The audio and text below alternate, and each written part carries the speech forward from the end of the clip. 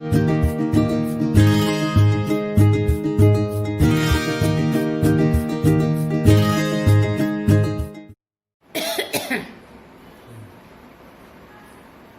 morning students. இன்றைக்கி நம்ம types of system பார்ப்போம்.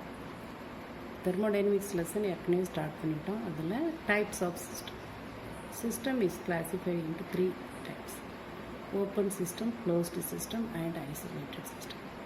ஓப்பன் சிஸ்டம் அப்படின்னா, இப்போ ஃபார் எக்ஸாம்பிள் நீங்கள் இந்த சிஸ்டத்துக்குள்ளேயே பார்க்க வேண்டாம். இப்போ உங்கள் கிளாஸில் ஒரு 3 ஸ்டூடெண்ட்டை நான் கூப்பிட்றேன். ஒருத்தங்க கையில் ஒரு சாதாரண ஸ்டீல் டம்ளர் கொடுக்குறேன். இன்னொருத்தங்க கையில் மூடி போட்ட ஒரு ஸ்டீல் கண்டெய்னரை கொடுக்குறேன். இன்னொருத்தங்க கையில் ஒரு தெர்மோஸ் ஃப்ளாஸ்க் கொடுக்குறேன்.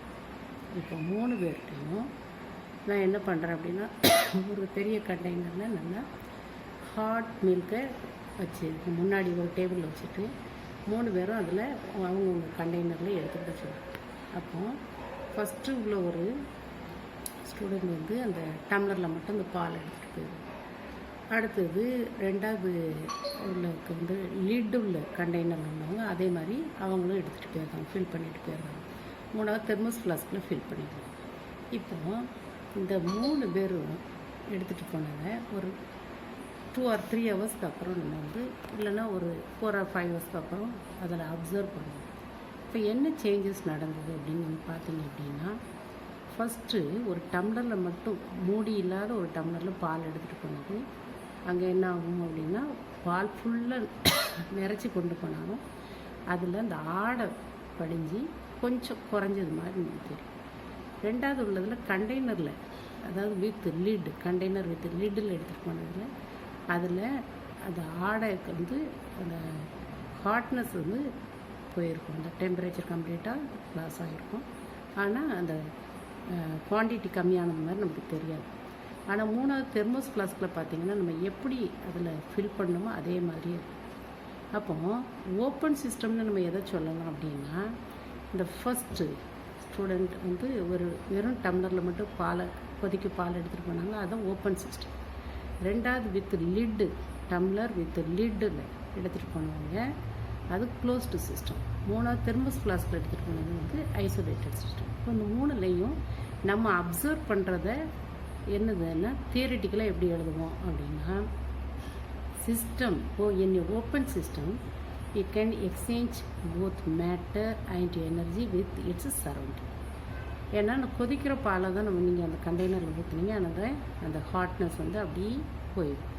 அதே நேரத்தில் அந்த செர்டைன் வாட்டர் வேப்பர்ஸ் எவாப்ரேட் ஆகிடும். அதனால தான் exchange both matter as well as energy with its சரௌண்டிங்கில் போகுது. அதுக்கு அடுத்தது ஒரு ஸ்டெயின்லெஸ் ஸ்டீல் கண்டெய்னர் வித் லிட்டில் இந்த ஹாட் மில்க் எடுத்தவங்களுக்கு இந்த system can exchange only the energy, இந்த ஹாட்னஸ் மட்டும்தான் சரௌண்டிங்ஸ்க்கு போனது, but not matter with its surroundings. That is a closed system. அப்போ எந்த சிஸ்டத்தில் there is no changes takes place in the matter as well as energy with the surroundings, that is called as isolated system. Thermos flask the isolated system. In this way the system is classified into 3 types. So in the open system, so both matter as well as energy will be changed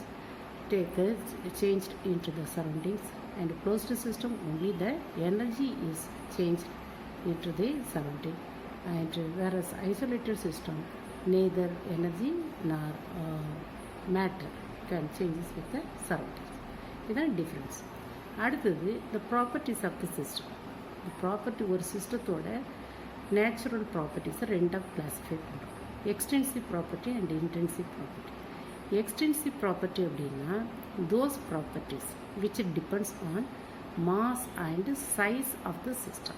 ஒரு சிஸ்டத்தில் எவ்வளோ mass இருக்குது, எவ்வளோ size இருக்குது, அதை பொறுத்து உள்ள ப்ராப்பர்ட்டிக்கு பேர் எக்ஸ்டென்சிவ் ப்ராப்பர்ட்டி.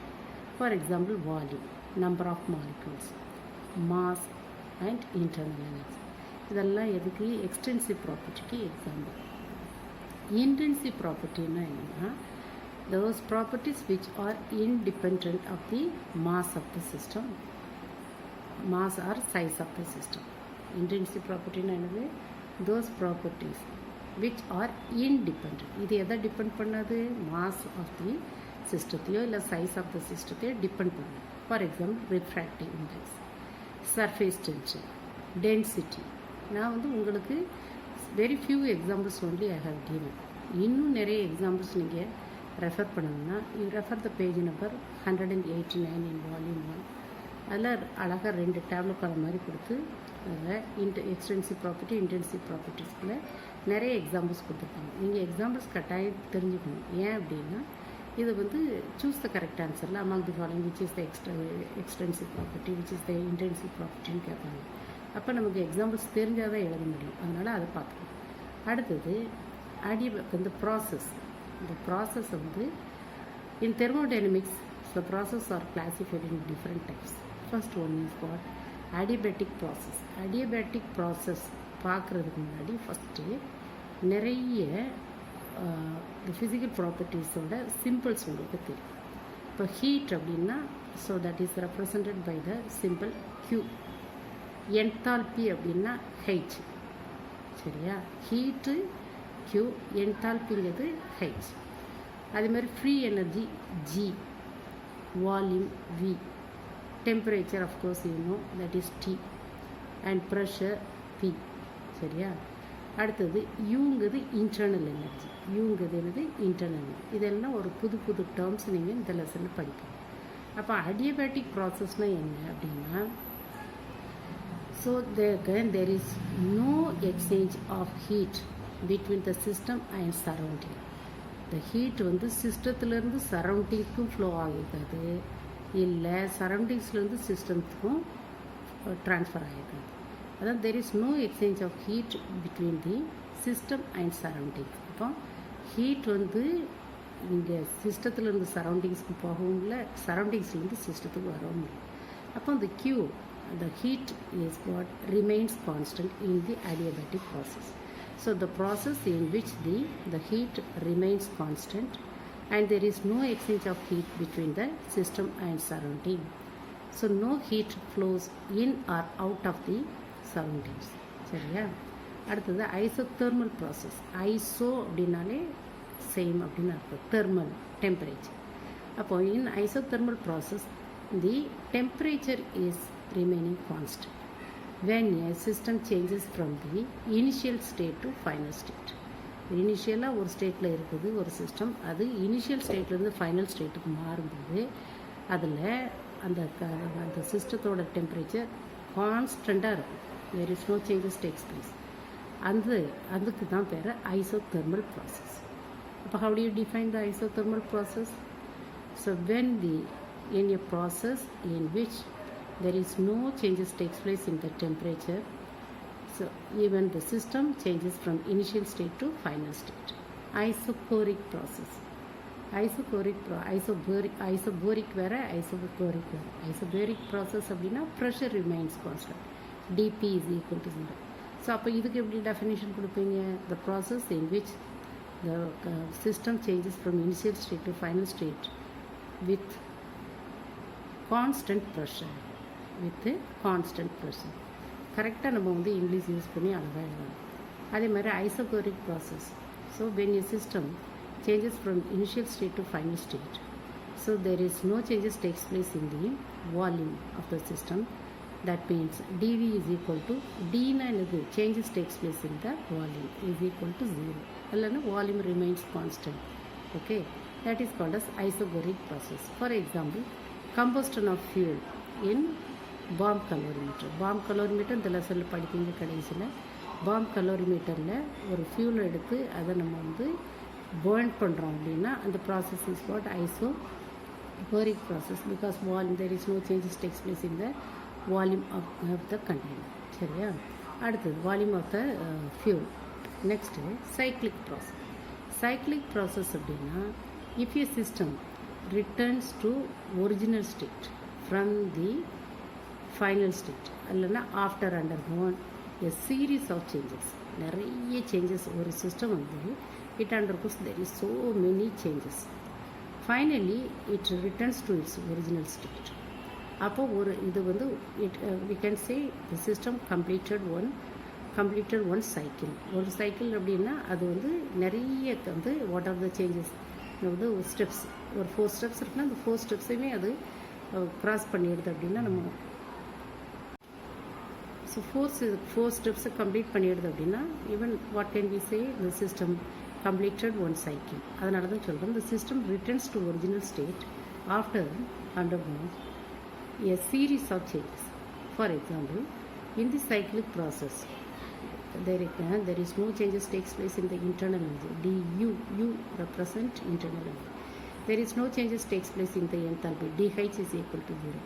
And dP ப்ரெஷர்லேயும் ஒரு சேஞ்சஸ் நடக்குது, வால்யூம்லேயும் ஒரு சேஞ்சஸ் நடக்குது, டெம்பரேச்சர்லேயும் ஒரு சேஞ்சஸ் நடக்குது. அப்போ even though the system undergoes different changes அதாவது different steps, but internal energy, enthalpy, pressure, volume and temperature remains constant when it returns to its original state after a series of changes takes place or completed a cycle. அதுக்கு பேர் தான் cyclic process. அடுத்தது state function and path function. State functionனா என்ன? In a thermodynamics, the thermodynamics property of a system which has a specific value for a state and does not depending on the path.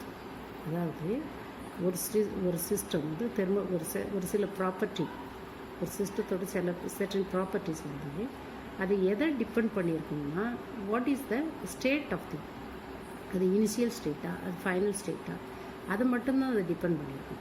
அந்த initial state அது எத்தனை ஸ்டெப்ஸில் வந்தது, final state போகிறதுக்கு எத்தனை steps ஆனது, what is the route, what is the path of the function, அதை depend பண்ணாது.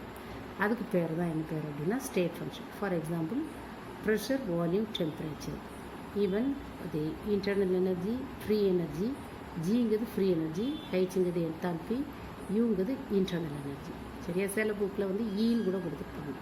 இப்போ இது எல்லாமே என்னென்னா it depends upon the state of the system. அது இனிஷியல் ஸ்டேட்டில் இருக்குதா ஃபைனல் ஸ்டேட்டில் இருக்குதா அதை தான் டிபெண்ட் பண்ணும். But it is not depending upon the path of the system. For example இப்போ ஒரு சிஸ்டம் வந்து இனிஷியல்லேருந்து ஃபைனலுக்கு போகுது, அது எத்தனை ஸ்டெப்ஸில் அது அந்த கம்ப்ளீட் பண்ணி ஃபைனலுக்கு வந்தது அப்படிங்கிறது வேண்டாம், அதை டிபெண்ட் பண்ணல. அது வந்து இனிஷியல் ஸ்டேட்டில் அது என்ன இருந்தது, ஃபைனல் ஸ்டேட்டில், அதை ரெண்டை மட்டும்தான் டிபெண்ட் பண்ணதுனால அதுக்கு ஸ்டேட் ஃபங்க்ஷன். ஆனால் பாத் ஃபங்க்ஷன் அப்படி இருக்காது. It depends on the path by which the system reaches from initial to final. ஒரு சிஸ்டம் இனிஷியல் ஸ்டேட்லேருந்து ஃபைனல் ஸ்டேட்டுக்கு போகும்போது so what is the path அப்படின்னா அது வந்து என்னென்னா straight away sometimes a certain reactants converts into the products. There are certain reactions first intermediate form, intermediate then changes into the product. But there are the different path. But direct avum nadakalam, there are different steps nadakalam. But path of the in what way it completed, otherwise it reaches from initial state to final state, other depend பண்ணி இருக்கிறது path function. For example, work and heat as well as the heat தான் நம்ம வந்து simple என்ன கொடுக்குறோம், Q. சரியா? That's it.